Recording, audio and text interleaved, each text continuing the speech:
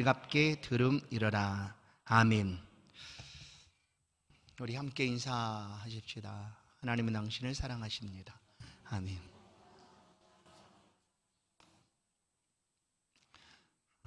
세례 요한의 순교라는 제목으로 말씀을 함께 나누겠습니다. 모든 성경은, 특별히 신약 성경 복음서는 모든 성경이 마찬가지죠. 성령의 감동으로 기록된 말씀이기에 하나의 오류도 없습니다. 그래서 성경은 무오하다, 오류가 없다, 잘못된 것도 없고 거짓도 없다라는 것을 우리는 믿습니다. 이것이 바로 성경 무오설이죠. 왜냐하면 성령 하나님께서 각 사람을 감동시켜서, 저자들이죠, 저자들을 감동시켜서 하나님이 하시고자 하시는 말씀들을 하게 하셨다. 영적 영감이라고 표현합니다. 막 기계적으로 뭘 넣어가지고 이렇게 한 것이 아니라 영으로 영감을 주셔서 그 말씀들을 기록하게 하셨다. 그래서 모든 성경, 복음서도 마찬가지입니다. 모든 성경은 오류가 없다. 특별히 복음서는 마태복음, 마가복음, 누가복음, 요한복음은 예수 그리스도의 생애의 기록들을 우리 가운데 보여줍니다. 그러나 각 저자가 이 복음서를 기록할 때 어떤 목적으로 목적을 가지고 있느냐에 따라서 이 복음서에 기록된 여러 가지 사건들이 이제 배치가 됩니다. 그러니까 복음서의 모든 내용들은 시간적인 순으로 기록된 것이 아니다라는 거죠.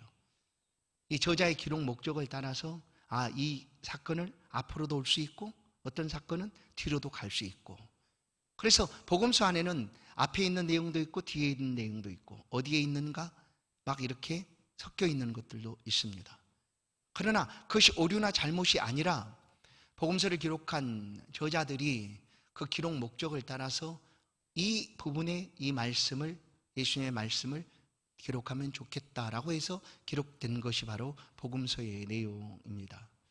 오늘 우리는 마가복음, 그 저자 마가를 통하여 세례 요한의 죽음의 장면을 오늘 마가복음 6장에서 이제 듣게 됩니다. 이 복음서를 기록할 때, 마가가 기록할 때 이미 세례 요한은 죽었습니다. 그런데 그의 복음서를 기록하면서 세례 요한의 죽음의 기사를 오늘 6장에서 이 마가는 기록하고 있다. 그 기록 내용을 보면 이렇습니다. 예수님께서 이제 갈릴리 전 지역을 다니시면서 제자들을 보내시기도 하고, 그리고 여러 가지 기적들을 행하게 됩니다. 그런 소문들이 유대에 있는 헤롯 왕에게도 들려지게 됩니다. 그 소문을 들은 헤롯 왕이, 이것은 내가 죽인 세례 요한이 다시 살아난 것이다 라고 그가 생각을 합니다. 왜냐하면 세례 요한을 통하여 하나님께서 주시는 기적들이 많이 나타났거든요. 그래서 이 헤롯이 이런 예수님과 그의 제자들이 행하고 있는 그런 소문들을 듣게 될 때에 그가 제일 먼저 떠올린 것은 그가 죽였던 세례 요한에 대한 생각입니다. 그래서 세례 요한이 지금 다시 살아서 이런 능력들을 행하고 있구나라고 여겼다라는 거예요. 그리고 헤롯 왕뿐만 아니라 그 당시에 많은 사람들은 이 예수님의 이와 같은 행적들에 대해서 어떻게 평가를 하고 있었을까? 어떤 이는 엘리야라고 되어 있습니다. 구약이 아주 불같은 선지자, 능력을 행했던 선지자 엘리야 같았다. 어떤 사람은 선지자였다. 또 어떤 사람은 선지자 중에 하나와 같다라고 예수님과 예수님의 제자들이 행한 일들을 평가하고 반응을 그들이 보였습니다. 오늘 마가복음 6장에서는 이 저자 마가가 세례 요한의 죽음 기사를 우리 가운데 들려줍니다.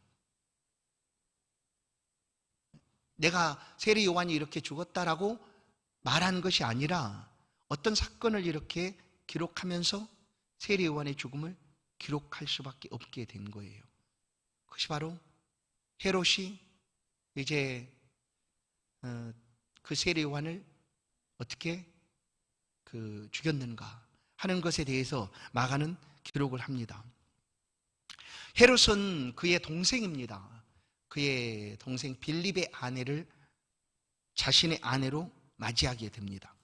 이 일은 당시 유대 사이에서 왕인 헤롯이 그의 동생의 아내를 취한 일로 인해서 많이 문제가 되고 있었습니다. 그러나 아무도 그 왕 앞에 나서지를 않았습니다. 드러내놓고 왕을 비난하거나 이것은 옳지 않습니다 라고 말하는 이가 없었다라는 거예요. 왜냐하면 헤롯 왕이 두렵고 무서웠기 때문이죠. 그러나 세례 요한은 이런 일을 행하고 있는 왕 헤롯을 향하여 오늘 분명하게 말씀합니다. 18절을 보시면 이는 요한이 헤롯에게 말하되 동생의 아내를 취하는 것이 옳지 않다 하였습니다. 이 세례 요한은 아무도 말하고 있지 않던 이때에 침묵하고 왕이 행한 그 일을 잘못하였다라고 지적하지 않고 드러내지 않고 했던 그때에 세례 요한은 왕을 향하여 이것은 잘못되었다, 옳지 않다라고 말했습니다. 동생의 아내를 빼앗아 자신의 아내로 삼는 것은 옳지 않다, 그것도 왕이 그렇게 하는 것이 옳으냐 하고 어디서든지 외쳤다라는 거예요. 요즘은 현재 우리의 사회 속에서는 이 사람들의 인권을 굉장히 중요하게 여깁니다. 인권. 그래 비록 그가 죄를 지었다 할지라도 그 죄 지은 것을 제3자에게 그냥 알리거나 드러내거나 하면 명예훼손이라는 죄에 걸리게 됩니다. 그 죄 지은 것이 잘못인데 그 잘못한 것을 내가 얘기한다고 해서 왜 그것이 죄가 될까? 오늘 우리 사회는 그렇다라는 거예요. 개인의 인권을 중요시하기 때문에 그래서 명예훼손에 걸릴 수가 있습니다. 그럼 이때는 그런 일이 있었을까? 이때는 그런 일이 없었음에도 아무도 왕이 두려워서 그렇게 하지를 않았다라는 거예요. 그러나 세례 요한은 주저하지 않고 왕 앞에서 소리쳤습니다. 당신이 행한 이 일은 옳지 않습니다. 하나님 앞에서도 합당하지 않습니다 하고 외치게 됩니다. 그러니 누가 이 세례 요한을 좋아할까? 헤롯과 더 싫어한 사람이 바로 헤롯의 아내가 되었던 헤로디아라는 여인이었습니다. 헤롯의 아내가 된 여인이죠. 그 여인은 이 세례 요한이 나타나서 얘기할 때마다 불편한 거예요.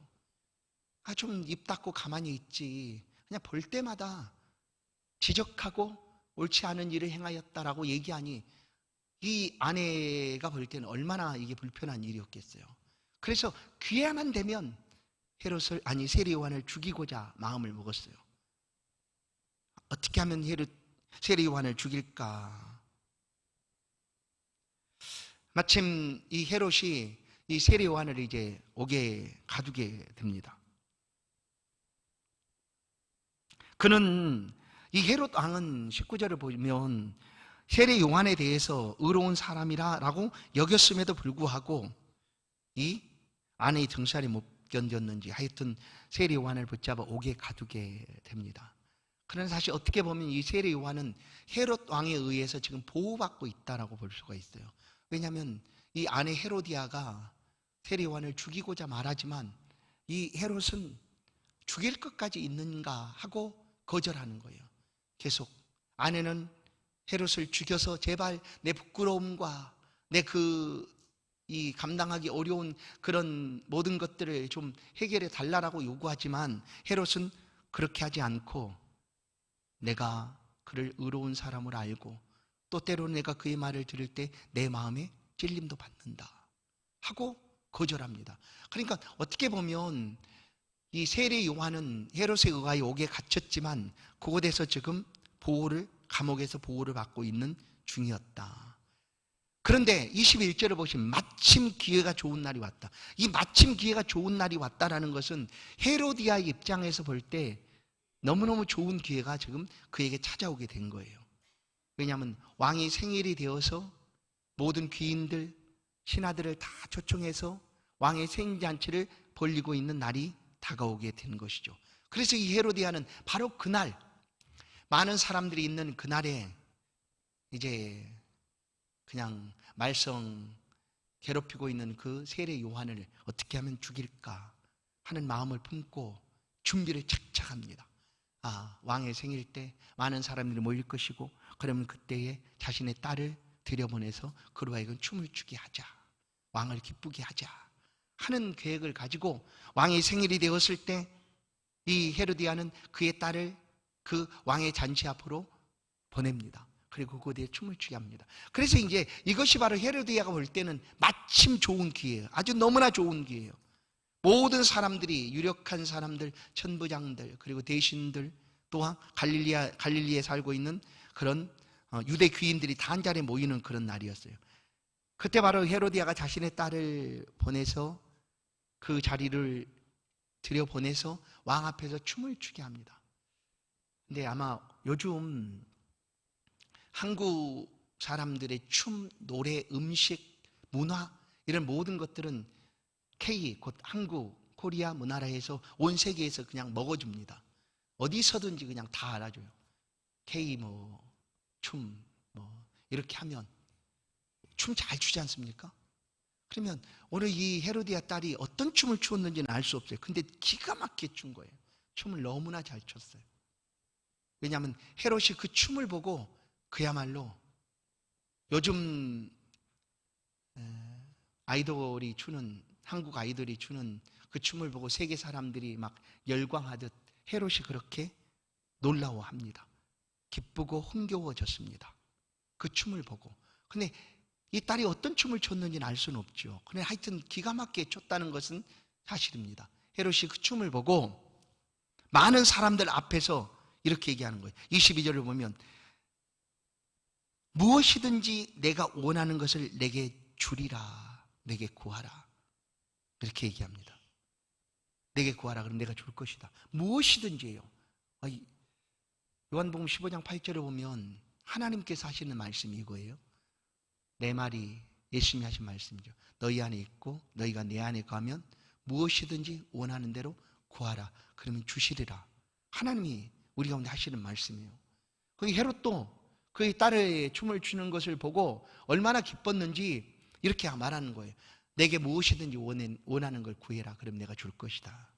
그리고 헤롯이 무엇을 구해야 될지 모르고 있을 그때에 그 딸에게 이렇게 얘기하는 거예요. 23절을 보시면 나라의 절반이라도 달라면 내가 줄 것이다. 그건 예잖아, 예.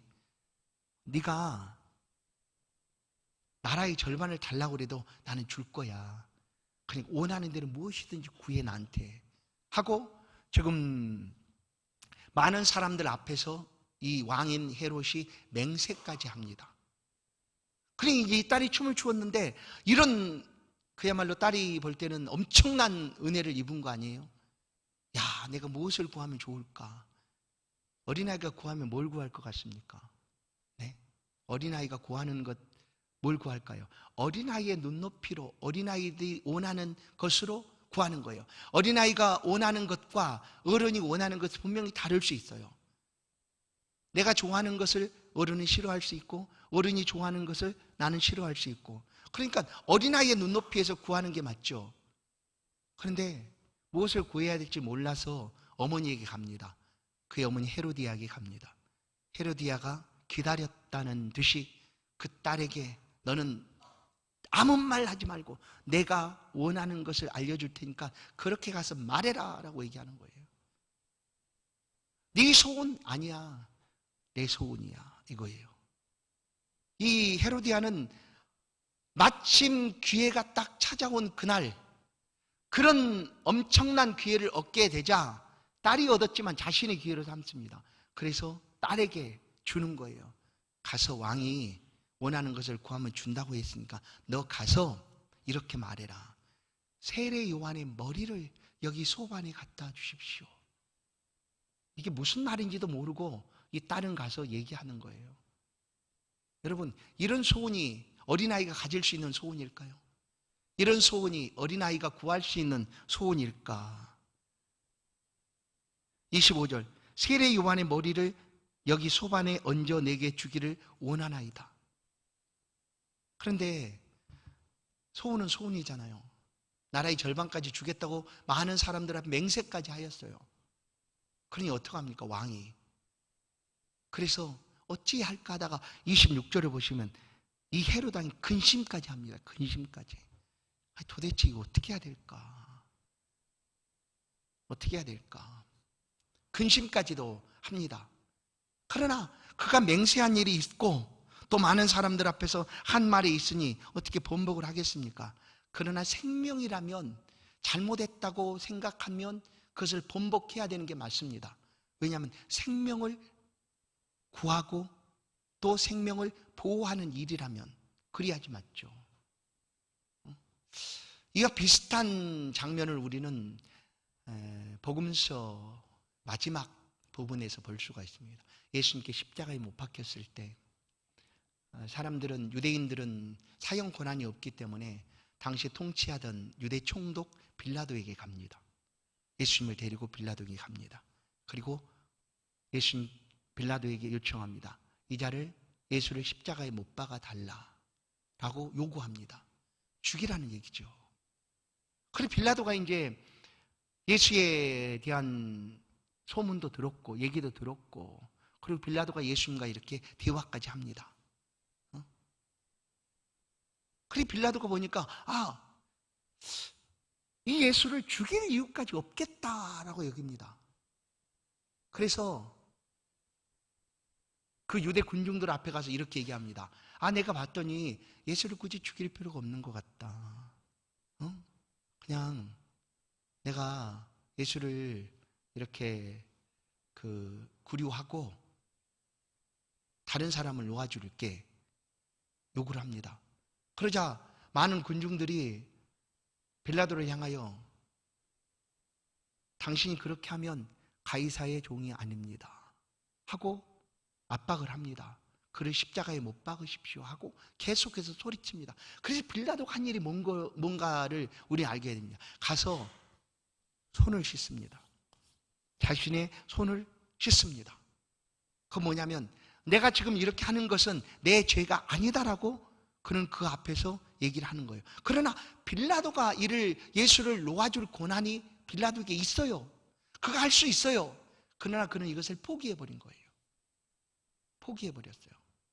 그래서 오고 오는 모든, 이전에도 그렇고 이후에도 그렇고 예수 그리스도를 십자가에 못 박은 이는 누구인가? 빌라도라고 얘기해요. 본디오 빌라도에게 고난을 받으사 이렇게 표현하잖아요. 그런 기회가 자신에게도 주어졌음에도 불구하고 그는 그걸 거절합니다. 자기가 할 수 있음에도 불구하고 그냥 내려놓고 말았다. 오늘 헤롯도 마찬가지예요. 자신이 분명히 말을 했지만, 왕으로서 맹세도 하고 사람들 앞에서 그렇게 말을 했지만 이 어린아이의 소원으로서 이것이 합당하지 않다라는 것을 헤롯도 알기 때문에 근심까지 한 것 아니에요? 그렇다면 이건 아닌 것 같은데 하고 만류를 하든지 그것을 거절했어야지 맞습니다. 다른 소원을 구해라 한다든지. 그러나 헤롯은 그렇게 하기를 포기합니다. 그리고 골치 아픈 일 없다, 그냥 내어주자 하고 병사를 시켜서 옥에 있는 세례 요한을 데려오라라고 얘기합니다. 그 소녀가 말한 그대로 소반을 위에 세례 요한의 머리를 담아오라. 그렇게 해서 세례 요한은 죽습니다. 오늘 제목이 뭐예요? 세례 요한의 순교입니다. 순교. 그냥 잘 보십시오. 이제 오늘 본문은 마지막 29절은 요한의 제자들이 듣고 와서 시체를 가져다가 장사하니라, 이것으로 끝이에요. 세례 요한이 그렇게 옥에서 죽음을 당하고 그의 제자들이 너희 스승이 죽었다 하는 이야기를 듣고 와서 세례 요한을 데려다가 장사한 것으로 끝났다라는 거예요. 세례 요한이 누굽니까? 세례 요한이 누구예요? 여자가 낳은 자 중에서 가장 큰 자다라고 일컬어지는 이 땅의 사람 중에 가장 위대한 사람 중에 한 사람이 바로 세례 요한입니다. 그런데 그의 죽음이 이렇게 잊혀진 거죠. 알지도 못해요. 제자들도 그 자리에 있지도 않았어요. 그리고 나중에 소식을 듣고 그 스승의 장례만 치르는 것이 전부였어요. 오늘 이 말씀을 통한 두 가지 교훈을 우리가 생각해 볼 수가 있습니다. 첫 번째는 부모는 아이의 거울이다라는 거예요. 부모는 아이의 거울이다. 아이는 부모의 모습을 통해서 자신의 삶을 배워갑니다. 오늘 이 헤로디아는 자신이 불편한 그 부분을 딸을 통해서 해결하고 싶었습니다. 마침 그 모든 기회를 딸이 얻게 되자 딸의 소원을 말한 것이 아니라 그 마음에 불편한 것들을 딸을 통해서 해결하고자 합니다. 그렇게 해서 딸이 알지도 못하는, 딸이 이해할 수도 없는 그런 소원을 딸의 입에 넣어주고 그대로 하게 하였습니다. 그건 잘 보십시오. 자신은 홀가분해지고 세리와는 죽음으로 끝나서 더 이상 이제 고민할 것이 없다고 여겨지겠지만 그 딸을 한번 생각해 보십시오. 정상적인 삶을 살아갈 수가 있을까? 이런 일을 어린 나이에 경험하고도, 아니 선물을 받았는데 사람의 잘린 목을 선물로 받는 그런 경험을 이 아이는 하게 되는 거죠. 어떨까요? 이런 경험은 평생 그 살아가는 날 동안 가져야 되는, 그래서 그 고통 속에 평생을 살아야 되는 그런 삶을 살게 될 것입니다. 혹 정상적으로 살았어도 이렇게 평생 그 트라우마를 가지고 살아야 될 것이고, 아니면 이 일로 인하여 이 어린 딸이 정신이 좀 이상하거나 스트레스를 받아서 어려움을 만났다 하면 이 아이는 결국 요즘 우리 사회에서 말하고 있는 이런 그 있잖아요. 그 살인자들 모습처럼 그렇게 자라가지 않았을까? 정신 이상해져서 살인자 같은 그런 삶을 살아가지 않았을까 하는 거예요. 자녀는 어머니의, 부모의 꼭두각시가 아닙니다. 자녀는 부모의 꼭두각시가 아니고, 아무리 좋은 꿈이나 비전이 자신에게 있다 할지라도 자기가 이루지 못한 것들을 자녀에게 대신 이루게 하고 그것을 통한 만족을, 대리 만족을 누려야 되는 것이 부모의 역할이 아니다라는 거예요. 그 일을 위하여 자녀를 통제하거나 소유하려고 해서도 안 된다라는 겁니다. 물론 자녀가 어릴 동안에는 부모의 보호와 또 돌보심 안에서 자라가야 하는 것이 맞습니다. 그러나 자녀는 하나님 앞에서 온전한 인격체로, 독립된 인격체로 하나님 앞에 서 있는 사람입니다. 똑같아요.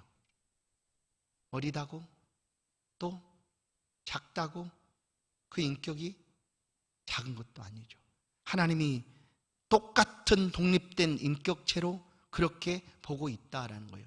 결코 부모에게 종속되거나 부모의 소유물이 아니다라는 것이 바로 오늘 말씀입니다. 헤로디아와 이 딸의 관계는 비정상적인 관계였습니다. 비정상적인 관계. 그런데도 이 일들이 일어나게 된 거예요. 그러나 분명한 것은 딸과 어머니는 이런 관계로 삶을 살아가서는 안 된다라는 거예요.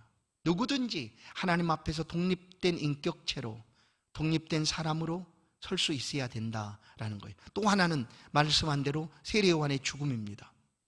아무도 애통하는 이 없이 그는 옥에 갇혀서 그냥 시병에 의해서, 병사에 의해서 목이 잘려서 죽임을 당하고 맙니다. 그 순간에 우리가 기대하는 것처럼 그 옥중에서 기적 같은 하늘의 기적이 나타나지 않았어요. 사도행전을 보면 예수님의 제자들, 특별히 베드로, 야고보, 요한, 복음을 전하다가 옥에 붙잡힙니다. 그런데 하나님이 기적을 그들 가운데 일으키시죠. 옥문이 다 열려지고 그들이 묶였던 발들이 풀어지고 그냥 밖으로 나오게 된 거예요. 이거 기적이잖아요. 이런 기적. 스데반이 돌에 맞아 죽어갈 때도 그의 눈으로 보게 된 환상은 그리스도 예수께서 하나님 우편에 서신 것을 그가 보았다라고 얘기를 하는 거예요. 스데반은 그렇게 보았어요. 돌에 맞아 죽어가는 순간 그리스도 예수께서 그토록 그가 전하기를 원했던, 외치고 그리스도를 위하여 살았던 그 예수께서 자신의 죽어감을 그 하나님 우편에 있어서 보고 있다는 사실을 스데반이 알았다는 거예요. 보았다는 거예요. 그러나 세례요한의 죽음에 대해서는 아무것도 없어요. 아무런 기적도 이런 환상도 없어요. 그러면 그 죽음이 헛된 죽음인가? 아니라는 거예요. 오늘 그래서 저는 순교라는 표현으로 단어를 써서 말씀을 드립니다. 사랑하는 성도 여러분, 결코 헛되지 않다라는 것은 이것입니다. 우리는 이 땅에 살아가면서 언제든지 죽음의 방법을 우리가 선택할 수는 없습니다. 우리가 죽음의 방법을 우리가 선택할 수 없다라는 거예요. 그러나 죽음의 모습이 각각 다를 수 있어요. 어떤 사람은 병이 들어서 죽음을 맞이할 수 있고, 어떤 사람은 그야말로 말하는 대로 자연스럽게 자연사를 할 수 있어요. 어떤 사람은 사고를 통해서, 어떤 사람은 끔찍한 일들을 통해서 그 죽음의 순간을 맞이할 수 있어요. 모두 다 달라요, 죽음의 순간은. 그러나 우리의 인생은 이 죽음의 순간으로 평가되는 것이 아니다라는 거예요. 세례요한도 마찬가지예요. 세례요한의 죽음을 아무도 알지 못했어요. 그저 그냥 병사가 가서 목을 자르고 순교하고 그를 그렇게 끝냈어요. 그러나 그의 죽음은 하나님이 보실 때 하나님께서 기뻐하시는 죽음이었다라는 것을 말씀드리고 싶은 거예요. 그러면 우리의 삶을 하나님이 평가하실 때 어떻게 평가하실까? 죽음의 모습 순간이 아니에요. 죽음의 순간이에요. 병으로 죽든지, 위험한 사고가 다가오든지, 자연사로 죽든지, 그것으로 평가하는 것이 아니라 살아있을 때의 삶으로 평가한다라는 거예요. 삶으로. 이 세례 요한은 살아있을 때 그를 죽였던 헤롯까지도 그를 향하여 어떻게 평가를 하고 있는가를 보십시오. 요 마가복음 6장 20절을 오늘 보시면 이렇게 말해요. 헤롯이 요한을 의롭고 거룩한 사람으로 알고 두려워하였다. 세례 요한은 헤롯에게도 이렇게 보여줬다라는 거예요. 의롭고 거룩한 사람처럼 그의 삶은 살아갔어요. 세례 요한은 주저하지 않고 오직 하나님을 위하여, 그리고 나중에 내 뒤에 오신 분이라고 소개되는 예수 그리스도를 위하여 그분께 모든 영광을 드리면서까지 자신은 그 예수 그리스도의 신발끈을 풀 수도 없는 그런 연약한 자다라고 고백할 만큼 전적으로 하나님과 그리스도 예수를 위하여 삶을 살았던, 예수 그리스도의 길잡이의 삶을 살았던 사람이 세례 요한입니다.